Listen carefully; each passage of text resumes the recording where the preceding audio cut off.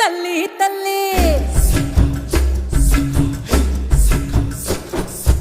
ఆవ పిండి అంత చల్లి చల్లి ఆరబెట్టినది తల్లి తల్లి గండు పిల్లి ధూళి గట్టిగెగిరస్తే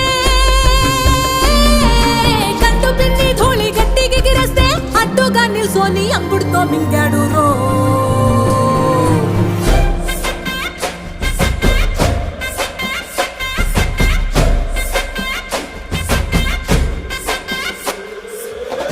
కూతలు గోర చప్పుళ్ళు ఆవకాయ తంతు జరగతుంటే బింతులేసే నందలోనే పిట్టలెల్ల కొట్టినాడు కథ ఎత్తి